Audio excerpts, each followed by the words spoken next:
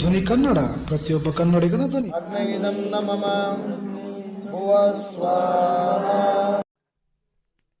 ಅಯೋಧ್ಯೆಯ ಶ್ರೀರಾಮಮೂರ್ತಿ ಪ್ರತಿಷ್ಠಾಪನೆ ನಿಮಿತ್ತ ಹಮ್ಮಿಕೊಂಡಿದ್ದ ಅಗ್ನಿಪುತ್ರ ಕಾರ್ಯಕ್ರಮದಲ್ಲಿ ಸಾಕ್ಷಾತ್ ಹನುಮಂತನ ರೂಪದಲ್ಲಿ ಪೂಜೆಗೆ ಹಾಜರಾದ ಕೋತಿರಾಯ.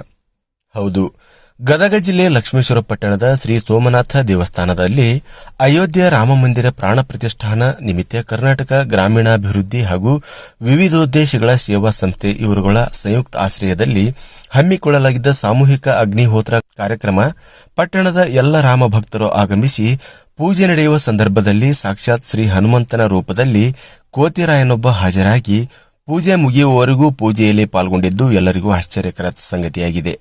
ಸಾಕ್ಷಾತ್ ಈ ರಾಮಮೂರ್ತಿ ಪ್ರತಿಷ್ಠಾಪನೆ ಸಂದರ್ಭದಲ್ಲಿ ರಾಮಭಕ್ತ ಹನುಮಂತನೇ ಪ್ರತ್ಯಕ್ಷವಾಗಿದ್ದಾನೆ ಎಂದು ರಾಮಭಕ್ತರು ತಮ್ಮ ಅಭಿಪ್ರಾಯ ವ್ಯಕ್ತಪಡಿಸಿದರು.